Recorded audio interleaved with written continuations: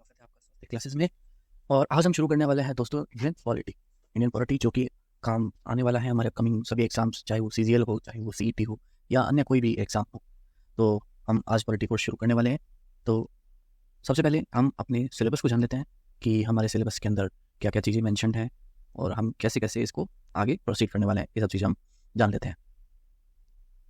चलो सबसे पहले हम देखते हैं भारतीय संविधान दार्शनिक तत्व। हम जानेंगे कि भारतीय संविधान क्या है, संविधान सभा क्या होती है, संविधान की क्या विशेषताएं हैं, संवैधानिक संशोधन कौन कौन से हुए, उद्देशिका, मूल अधिकार, राज्य के नीति निर्देशक तत्व, मूल कर्तव्य, राजनीतिक व्यवस्था, राष्ट्रपति, प्रधानमंत्री व मंत्रिपरिषद, उच्चतम न्यायालय और न्यायिक पुनरावलोकन, संसद, भारत निर्वाचन आयोग, नियंत्रक महालेखा परीक्षा, नीति आयोग, केंद्रीय सतर्कता आयोग, लोकपाल, केंद्रीय सूचना आयोग, राष्ट्रीय मानवाधिकार आयोग, संघवाद, भारत में लोकतांत्रिक राजनीति, गठबंधन सरकारें, राष्ट्रीय एकीकरण। ये सभी कुछ प्रमुख टॉपिक हैं जो हम इस सिलेबस के अंदर कवर करने वाले हैं।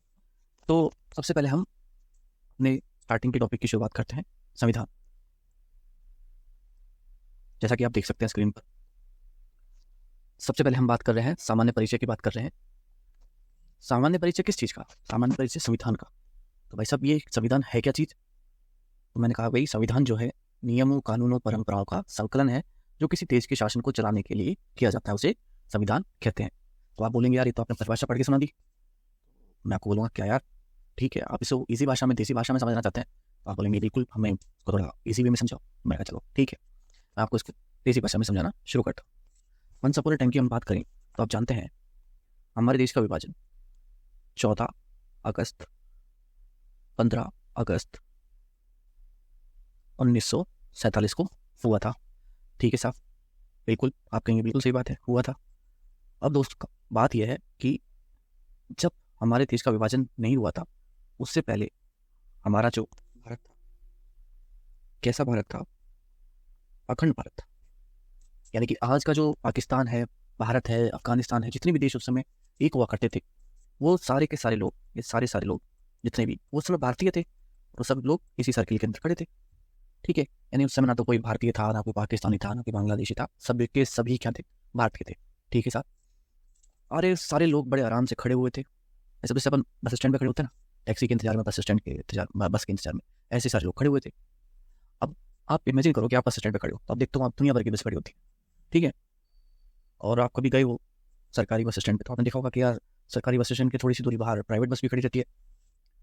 अब यदि आपने ये सब चीज़ें महसूस करी हैं तो आप देखे होंगे कि मान लो एक बस जयपुर जा रही है सरकारी, तो दूसरी प्राइवेट वाली भी जयपुर जा रही है। ठीक है, तो ऐसे ही कुछ सिचुएशन हम मान लेते हैं भारत की आज़ादी या फिर भारत के विभाजन के समय थी। अब इसको इसी वे में समझने के लिए हम मान लेते हैं एक बस ये रही, एक बस ये रही, ये बस नंबर 1, ये बस नंबर 2। अभी 2 बस खड़ी हैं। अब एक बस वाला चिल्ला रहा है भाई साहब, पंजाब पंजाब पंजाब, हरियाणा हरियाणा हरियाणा। आपको मतलब ही नहीं है, आपने जाना ही नहीं है, तो अपना तो एक में बैठोगे ना दो में बैठोगे। एक चिल्ला रहा है दिल्ली दिल्ली दिल्ली दिल्ली दिल्ली, एक चिल्ला रहा है इस्लामाबाद इस्लामाबाद इस्लामाबाद इस्लामाबाद। तो अब भाई साहब चर्चा शुरू होती है। जिसको दिल्ली जाना है वो दिल्ली की ओर रुख करता है, और जिसको इस्लामाबाद जाना है वो इस्लामाबाद की ओर करता है। ठीक है साहब, पब्लिक आती है, बैठ जाती है, पब्लिक बैठ गई साहब, बैठ गई बैठ गई बैठ गई। अब भाई साहब होती है अनाउंसमेंट। क्या अनाउंसमेंट होती है भाई साहब? अब अनाउंसमेंट ये होती है, दिल्ली वाले तो बोलते हैं कि देखो भाई साहब, जिसको मूल अधिकार चाहिए, जिसको जीवन जीने का अधिकार चाहिए, जिसको बोलने की आज़ादी चाहिए, जिसको धार्मिक स्वतंत्रता चाहिए, वो सब तो आ जाओ दिल्ली वाली बस में। और जो इस्लामाबाद वाले हैं वो बोलते हैं भाई साहब, जिसको आना है वो हमारी बस में भी आ जाओ, लेकिन हमारी जो बस है उसका एक धर्म है। भाई क्या धर्म है तुम्हारी बस का? हम ना इस्लाम में मानते हैं भाई साहब। किस में मानते हैं? इस्लाम में मानते हैं। मतलब ये भाई साहब कि बैठ तो जाओ, आप आ तो जाओ हमारे राष्ट्र में, लेकिन हिफाजत या रक्षा जो है ना, हम प्रायोरिटी में जो देंगे वो इस्लाम वाले को देंगे। और ये बात हम पहले से ही घोषणा करके चल रहे हैं। क्या करके चल रहे? घोषणा करके चल रहे हैं। ठीक है साहब, ऐसा क्यों भाई साहब? ये बोले कि भाई साहब हम देखो ऐसा इसलिए क्योंकि हम जो है मुसलमान हैं। क्या है? हम मुसलमान हैं और हम इस्लाम मानते हैं, इसलिए हम, और हमारा जो राष्ट्र है उसका धर्म है कि हम इस्लामिक स्टेट है, इस्लामिक राष्ट्र। ठीक है साहब, सवार या कन्फ्यूजन की स्थिति में। अब कन्फ्यूजन किस बात की? कन्फ्यूजन पे इस बात की, यार ये तो ये कह रहा है 2 नंबर वाला कि सिर्फ इस्लाम वाले की रक्षा करेंगे, एक नंबर वाला कह रहा है कि मूल अधिकार देंगे, धार्मिक स्वतंत्रता देंगे, बोलने की आज़ादी देंगे। गजब। अब हुआ क्या कि इस अखंड भारत में कुछ जो हिस्सा है वो ऑलरेडी इस्लामिक स्टेट वाला हिस्सा था, यानी कि यहाँ पर इस्लाम मानने वाले जो लोग थे वो ज़्यादा रहते थे। अब जब यहाँ पर माइनॉरिटी यानी अल्पसंख्यक जो लोग थे, उन्होंने जब ये अनाउंसमेंट सुनी कि यार ये तो इस्लाम वाले जो हैं इस्लाम की रक्षा करेंगे, और अपना तो वो है सवारी सामान की खुद जिम्मेदार है, तो ऐसी कंडीशन में हुआ ये कि यहाँ मच गई भगदड़। जब भगदड़ मची तो ये लोग आए किसकी तरफ? हिंदुस्तान की तरफ। ठीक है सर। अब हिंदुस्तान की तरफ आए तो यहाँ पे हिंदुस्तान में भी एक पढ़ना चल रहा था। अब हिंदुस्तान में क्या फंडा चल रहा था? अब हिंदुस्तान वाले जो थे वो बोल रहे थे, क्या बोल रहे थे कि भाई साहब, हिंदू हो, मुस्लिम हो, सिख हो, ईसाई हो, कुछ भी हो, आप तो बस आ जाओ, हम संभाव के साथ सबको रखेंगे। मतलब कि ये कि भाई साहब हमारे राष्ट्र का कोई भी धर्म नहीं होगा, हम सभी धर्मों वालों के साथ चलेंगे और सबको संभाव के साथ रखेंगे अपने देश में। तो कुछ जो बुद्धिजीवी लोग थे उन्होंने कहा कि यार इसका प्रॉमिस फिर भी ठीक है, तो इसका प्रॉमिस ठीक है, तो क्या ऐसा मान ले कि धार्मिक कारण ही विभाजन का कारण? तो देखो, हाँ, कहीं ना कहीं शुरुआती दौर में तो ऐसा ही था कि जो धार्मिक कारण है वो ही विभाजन का प्रमुख कारण था। ठीक है साहब, इतनी बात आपकी समझ में कि यानी कि दो राष्ट्र बने, एक इस्लामिक राष्ट्र बना, एक धर्मनिरपेक्ष राष्ट्र बना। ठीक है।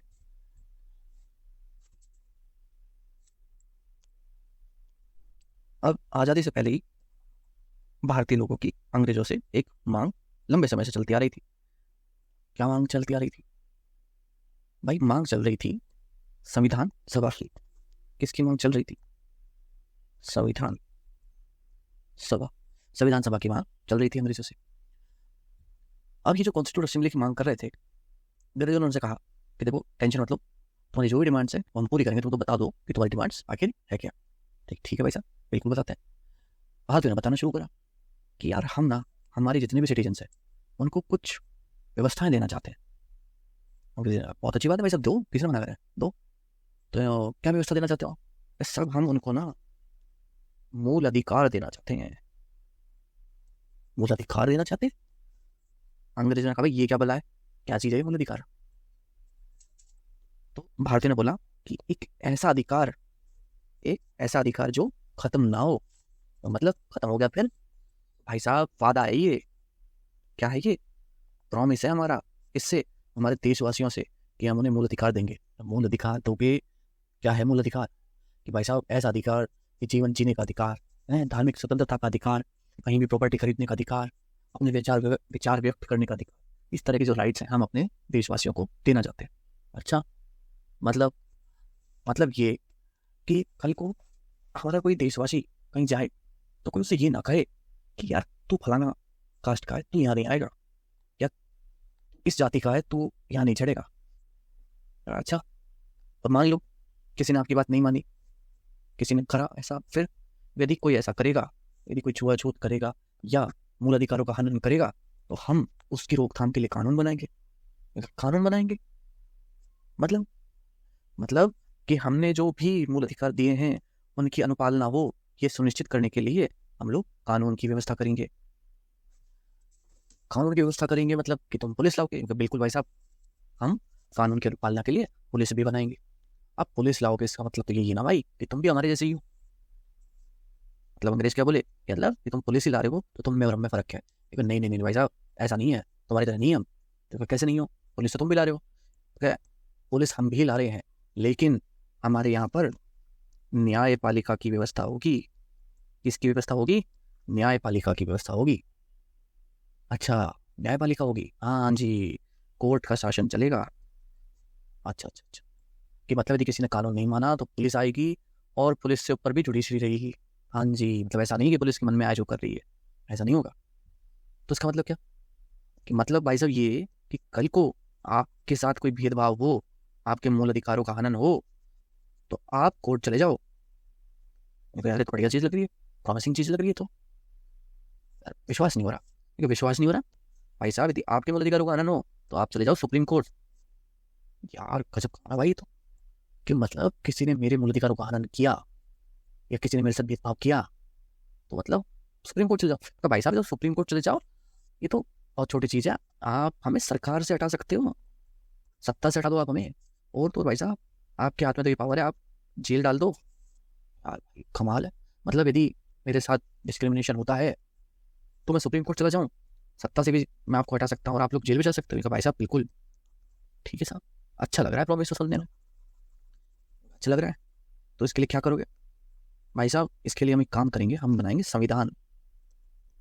मतलब ये कि कानूनों की अनुपालना के लिए, नियमों की अनुपालना के लिए, परंपराओं के लिए हम संविधान बनाएंगे। या ठीक है साहब, बनाओ फिर बनाओ। तो क्या टाइम लगेगा? कितना टाइम लगेगा भाई साहब? ये साहब हमें टाइम लगेगा 2 वर्ष 11 माह 18 दिन, इतना टाइम लगेगा साहब। इतना टाइम लगाओगे संविधान बनाने में? हाँ जी भाई साहब। यार ठीक है, बढ़िया बात है, बहुत टाइम लगा के बना रहे हो भाई साहब। इसलिए बहुत टाइम लगा के बना रहे हैं कि हम जो है ना वादा कर रहे हैं अपने देशवासियों से कि जो संविधान है इसके माध्यम से देश चला सकते हैं। ठीक है, बढ़िया, प्रॉमिसिंग चीज़ है, मजा आ गया सब। तो इससे मतलब क्या समझे? मतलब ये समझो साहब कि हमारे जो देश है ना उसके अंदर संविधान सबसे ऊपर होगा। मतलब ये कि हमारे देश में ना हिंदू, ना मुस्लिम, ना सिख, ना ईसाई, हमारे देश में सारी चीज़ों से ऊपर क्या चीज़ होगी? संविधान। ठीक है भाई साहब। फिर कैसे बनाओगे? तो साहब हम जो संविधान बनाएंगे ना, हम बनाएंगे लिखित में। लिखित में? बोले साहब हमारा भी तो लिखित में ही है। अंग्रेज बोले हमारा भी लिखित में ही है। बोले ना ना ना, तुम्हारा लिखित में नहीं है भाई, तुम क्या बात कर रहे हो साहब, हमने भी लिखित में बनाया हुआ है। ये साहब तुम्हारा जो है ना स्पाइरल बाइंडिंग के फॉर्म में नहीं है, यानी कि बुक फॉर्म में जो है वो नहीं है। तुम्हारा तो खुला हुआ संविधान है, और खुले हुए संविधान को तो हम अलिखित संविधान मानते हैं। मतलब यार कैसे काम कर रहे हो तुम हमारी वेस्ट मिनिस्टर से कॉपी मारने की बात कर रहे हो, हमारी ब्रिटिश संसद को तुम पूरी की पूरी कॉपी मारने की कह रहे हो, तो तुम कह रहे हो कि हमारा संविधान अलिखित संविधान है। हमने कहा बिल्कुल भाई साहब, आपका जो संविधान है अलिखित है। अरे यार गजब बात है भाई। मतलब लिखित और अलिखित में क्या फर्क है भाई साहब? लिखित और अलिखित में फर्क भाई साहब ये है कि अगर अगर जो संविधान है वो बाइंडेड है और बुक फॉर्म में है तो वो है लिखित। लेकिन अगर वो बाइंडेड फॉर्म में नहीं है, ओपन है, तो वो हमारी नज़र में अलिखित है साहब। अच्छा चलो मान लिया साहब, ठीक है मान लिया साहब कि हमारा अलिखित है, तुम्हारा लिखित है। तो मतलब तुम 2 साल 11 महीने 18 दिन लोगे और संविधान बना दोगे भाई साहब, बिल्कुल बना देंगे। ठीक है, अच्छी बात है भाई साहब, आप बना दोगे, लेकिन कैसे बनाओगे? देखो भाई साहब, देखो ऐसा है, हम देसी रियासत और जितने भी लोग हैं उन सबको बुलाएंगे, बैठाएंगे, चर्चा करेंगे, जरूरत पड़ी तो वोटिंग करेंगे, और उस बेसिस पे हम अपने संविधान का निर्माण करेंगे। भाई गजब ही काम कर दिया तुमने। अब जानो कि कितने देशों से कंटेंट उठाया गया भाई साहब, अफ्रीका, रशिया, इटली, न जाने कहाँ से, फ्रांस से भी उठा लिया था कुछ। फिर आपके मन में एक सवाल आएगा कि यार अरे हमने सभी लोगों से कंटेंट उठाया है, तो एक तरह से तो हमने कॉपी पेस्ट करा है। जी करा तो कॉपी पेस्ट था, लेकिन साहब हमने नकल करके संविधान बनाया। मतलब मैं आपको बोलूँगा कि महोदय नकल में भी नकल चाहिए। कैसे भाई साहब? भाई साहब आप ऐसे मान लो कि मसाले हमारे घर में भी हैं, ठीक है, मसाले होटल में भी हैं, मसाले ढाबे में भी है, लेकिन सभी के मसाले सेम होते हुए भी हर जगह का स्वाद अलग होता है। और क्या विचार आएगा क्या? सिंपल सी बात है, मसाले जो हैं नए स्वाद मसाला डाल, बस यही कारण है। भले ही हमने उठाया बहुत सारी जगह से संविधान, कॉपी पेस्ट करा है, लेकिन हमने अपने हिसाब से चीज़ें डाली हैं। हमें जितना चाहिए हमने उतना ही डाला है, एक्स्ट्रा कुछ नहीं डाला। मतलब वो बहू उठा के हमने नहीं रखा है। हमें उसमें से लगा कि यार ये चीज़ अच्छी है फ्रांस की, तो हमने वो चीज़ उठाई फ्रांस की। हमें अच्छा लगा कि यार ये रशिया का अच्छा है, रशिया से वो कंटेंट उठा लिया। ये बात है भाई साहब, ठीक है साहब। यानी कि हमारे जो संविधान है उसके अंदर हमने सारी चीज़ें हमारी जनता के अकॉर्डिंग ली हुई है। वरना आप देख लो, संविधान की पावर इतनी बड़ी पावर है, कि आज हम पाकिस्तान इतना बड़ा अंतर लिए खड़े, वरना पाकिस्तान हमसे सारे रिसोर्सेज लगभग लगभग बराबर लेके निकला था, सबसे अच्छा फर्टाइल एरिया लेके निकला था, सेना पैसे सब कुछ लेके निकला था, लेकिन उसकी हालत देख लो वैसा बात। आपके मन में आएगा विचार, ये बात तो सही कह रहा है, ये बात तो सही कह रहा है। सही क्यों? क्योंकि यार हमने भले ही कॉपी पेस्ट करा है, लेकिन अपने हिसाब से करा है, अपनी आवश्यकताओं के हिसाब से करा है, अपनी जरूरतों के हिसाब से करा है, वो बखू उठा के कुछ नहीं डाला हुआ है हमने। ठीक है, समझ में आया आपको इतना? देखिए आज मैं सिर्फ आप बेस बना के चल रहा हूँ, ठीक है? तब आपको समझ आया होगा कि संविधान क्या है। नियमों, कानूनों, परंपराओं का संकलन जो किसी देश के शासन को चलाने के लिए किया जाता है उसे क्या कहते हैं? संविधान कहते हैं। और संविधान का हम देख लेते हैं संधि विच्छेद। संविधान का संधि विच्छेद सम प्लस विधान, यानी कि नियम या कानून। अब आप समझ गए होंगे कि नियम, कानून एवं परंपराओं का संकलन जो किसी देश के शासन को चलाने के लिए किया जाता है उसे संविधान कहते हैं। ठीक है, चलिए और हम समझते हैं। अब हम समझते हैं राज्य व्यवस्था। क्या समझते हैं हम? राज्य व्यवस्था। क्या है राज्य व्यवस्था? सर, जब संविधान को एक देश में, एक राज्य में लागू करने के लिए उस देश की सरकार द्वारा जो व्यवस्था की जाती है उसे राज्य व्यवस्था कहते हैं।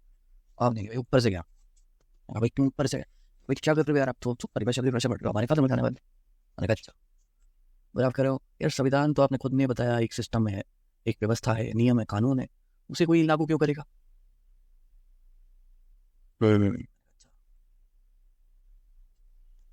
समझो आप इस चीज को। संविधान बोलता है कि मूल अधिकारों के आधार पर हमारे देश के अंदर डिस्क्रिमिनेशन नहीं हो सकता। डिस्क्रिमिनेशन नहीं हो सकता।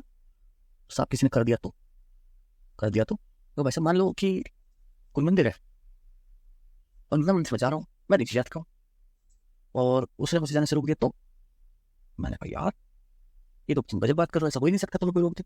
ये सब क्या बात कर रहे हो?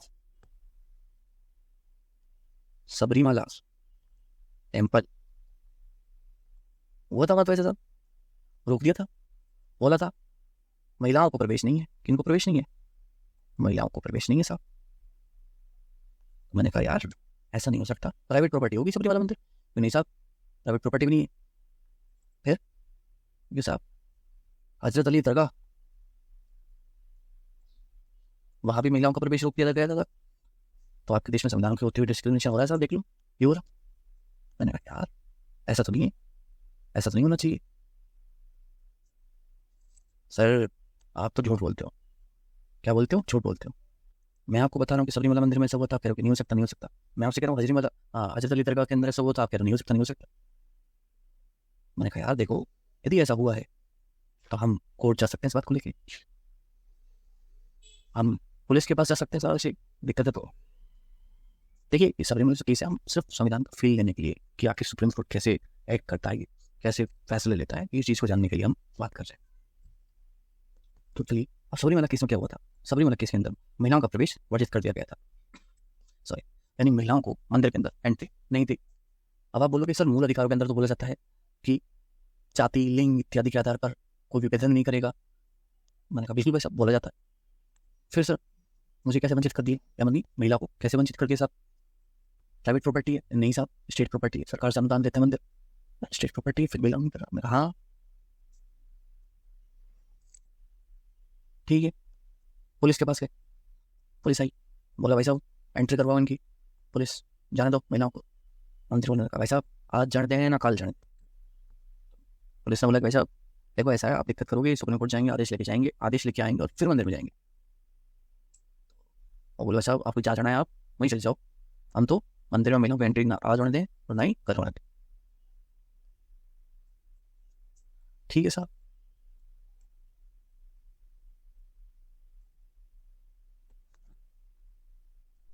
फिर मंदिर वाले ने कहा भाई साहब जिन मूल अधिकारों की बात आप कर रहे हो ना, वही एक अधिकार और है, और वो ये है कि धार्मिक स्वतंत्रता का अधिकार। जैसे आप बता रहे हो ना कि जाति, लिंग, महिलाएं के लिंग के आधार पर हमारे से भेदभाव है, मैं कहता हूँ कि धार्मिक स्वतंत्रता का मेरा अधिकार आप छीन रहे हो साहब। अच्छा क्यों? क्योंकि धार्मिक स्वतंत्रता का अधिकार कहता है कि कोई भी व्यक्ति अपने धर्म को अच्छे से मान सकता है, उसका प्रचार प्रसार कर सकता है। ये बात मूल अधिकार में लिखी हुई है। मैं कहा बात कर ली, क्या बात कर दी? जब बात ये करते हो भाई साहब कि धार्मिक अधिकार भी मूल अधिकार में है और जाति, लिंग इत्यादि वाला अधिकार भी मूल अधिकार में है, और जब ये दोनों ही अधिकार मूल अधिकार में हैं तो भाई साहब किसको तो अंदर अलाउ करें और किसको अलाउ नहीं करें। धार्मिक वाले को अलाउ कर दें कि ठीक है भाई साहब तुमने जो नियम बना रखे वैसे चलने दो, या फिर इस वाले को अलाउ कर दें कि तुम तो बिंदास जाओ। ऐसी चीज़ में सुप्रीम कोर्ट कैसे एक्ट करता है, कैसे फैसले लेता है?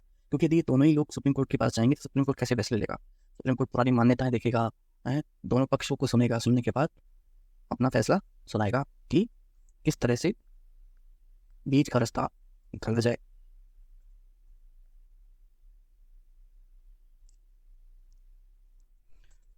ठीक है साहब, तो हमने अभी राज्य व्यवस्था को समझने की कोशिश कर रहे हैं, एग्जाम्पल्स ले रहे हैं। अब हम एक एग्जाम्पल और लेते हैं।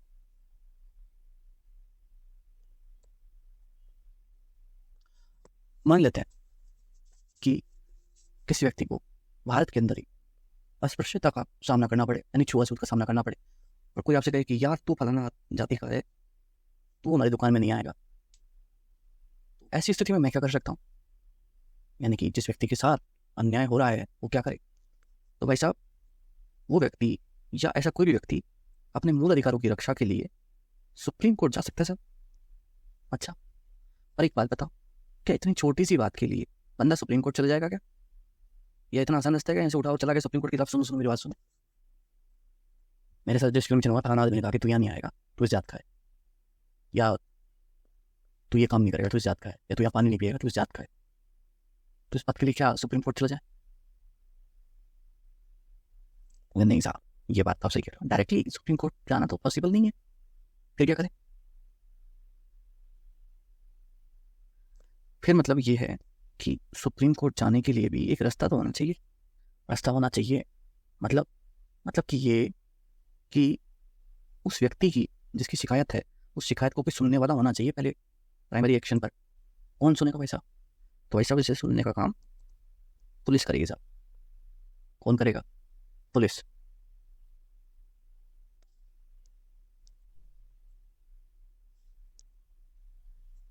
पुलिस करेगी साहब। अब पुलिस कैसे करेगी भाई साहब? पुलिस भी तो नियम और कानून पर चलती है। बिल्कुल साहब।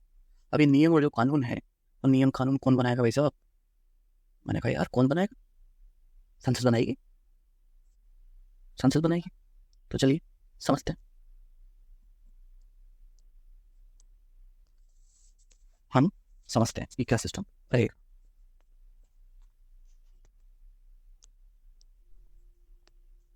हमारी जो न्यायपालिका है, वो हमारे सांसदों से यानी कि विधायिका से कहती है कि भाई साहब कानून बनाओ, बैठे क्यों हो, टाइम पास क्यों कर रहे हो? यानी कि याद दिलाती है कि भाई साहब आपका काम है कानून बनाना, कानून बनाओ। और क्यों? अब भाई साहब देखो, व्यक्ति आके मेरे पास बोल रहा है कि साहब मेरे साथ अन्याय हो रहा है, मैं आप तक पहुँच नहीं पा रहा, मुझे पहुँचने में बहुत दिक्कतें हो रही हैं। ऐसी कंडीशन में आपको व्यवस्था करनी पड़ेगी, आपको कानून बनाना पड़ेगा, आदेश की अनुपालना करवानी पड़ेगी। अच्छा, हाँ जी भाई साहब, आप कानून बनाओगे इसलिए तो आपका नाम विधायिका है जी, क्योंकि आप विधान बनाओगे। कानून आपको बनाना है साहब, लेजिस्लेचर बनाना है आपको, एक्ट बनाना है आपको। ठीक है सर। लेजिस्लेचर क्या होता है? मैंने कहा साहब आप जो प्रॉमिस कर रहे हो ना, जो वादा कर रहे हो कानून के रूप में, जो विधान आप बना रहे हो, वो लेजिस्लेचर के अंदर आता है। यानी कि आपका जो एक्ट है उस एक्ट के हिसाब से ही पुलिस काम करेगी। अच्छा, मतलब ये कि मान ली आपने कानून बनाया कि छुआछूत नहीं होनी चाहिए, और छुआछूत कहीं होती है, ऐसी कंडीशन के अंदर पुलिस एक्शन ले पाएगी साहब। लेकिन साहब पुलिस एक्शन ले पाए ये मतलब कैसे? मान लो मैंने कानून बना दिया, ये लिख दिया मैंने छुआछूत नहीं होनी चाहिए, यस, कागज दिखाता करूँगा दुकान दुकान पे, ये वैसा मेरे को घोषणा पे देखो कानून, काम चल जाएगा? नहीं जी नहीं, बिल्कुल नहीं चलेगा। फिर क्या करें साहब? फिर ये करें कि हमने जो कानून बनाया है उस कानून की अनुपालना करवाने के लिए हमें कार्यपालिका बैठानी पड़ेगी। ये आप जो देखते हो ना, IAS RPS कलेक्टर, ये सब क्या हैं? कार्यपालिका के अंग हैं जो कानून को मनवाने का काम करते हैं। अच्छा जी, मतलब मतलब ये भाई साहब कि विधायिका तो विधियों का निर्माण करेगी, कानूनों की का पालना करवाएगी कार्यपालिका, और इन इन सब चीज़ों का ध्यान जो है ना वो रखेगी हमारी न्यायपालिका। अच्छा, तो मतलब साहब इनमें बड़ा कौन है? विधायिका, कार्यपालिका, न्यायपालिका? बड़ा कौन? विधायिका, न्यायपालिका, कार्यपालिका?